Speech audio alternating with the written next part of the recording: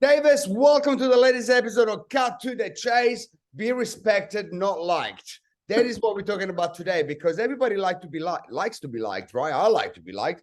Nobody likes when people say, I don't like you. But I'll tell you what, we are not in the business to be liked. We're in the business to be respected. And if people respect you in real estate, they listen to you. There is no better compliment than when a vendor or a buyer says, I trust you, Diego. If you say that that's the case, let's do it.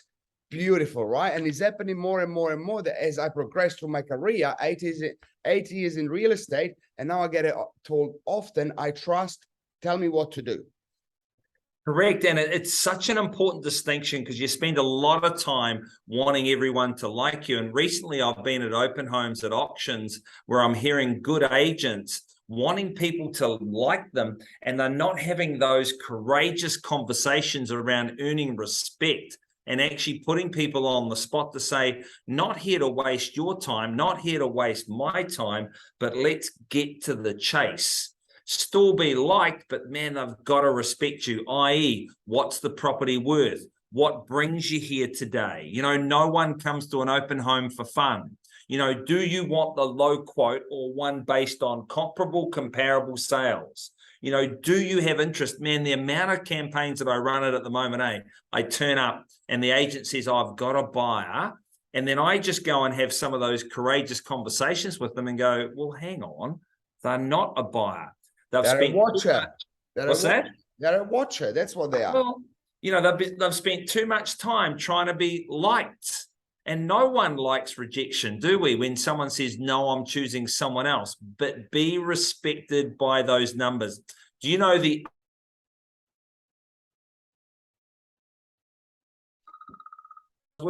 was you, right?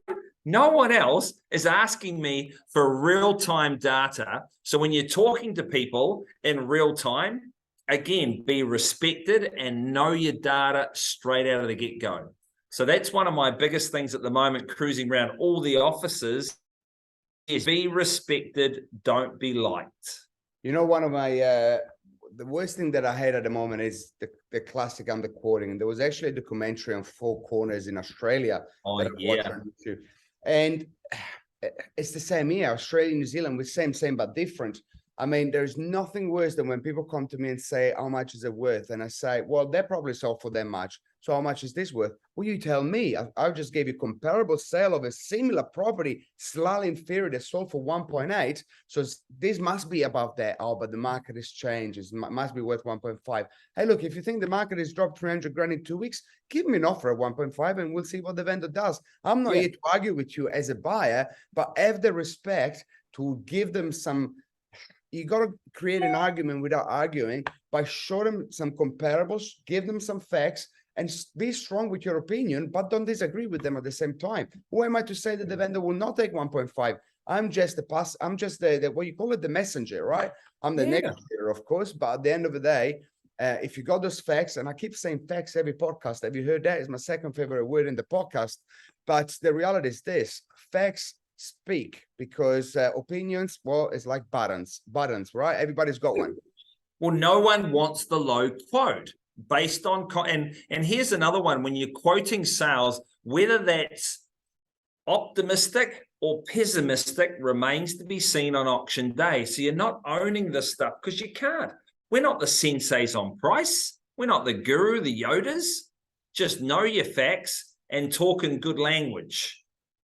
And come up with whatever you need to come up, because I still struggle we do reserve meetings every Tuesday, right? And, you know, when I sign a listing, I say these words, today we don't decide what the property is worth, but based on this comparable, because the REA say we need to give an estimate, based on these comparables, we could expect somewhere around this range, or buyers might see value around this range. And even today, while I still want to go with what Diego said it's worth at the appraisal range. And I said, well, remember my words at the appraisal range. Today, we don't decide what it's worth. At that time, that was the estimate, because those were the comparables. Now, you've seen the comparables in the last 3 weeks. They've dropped in price, haven't they?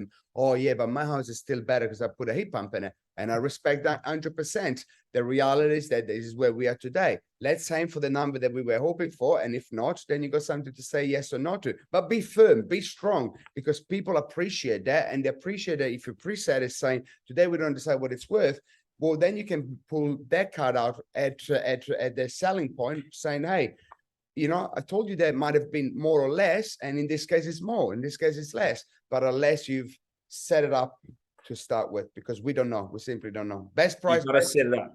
Yeah. Oh yeah, and a really good line. Well, it's not a line. It's just with a vendor. How much credence or how much credibility do you think a buyers are giving to a sale that happened 6 weeks ago?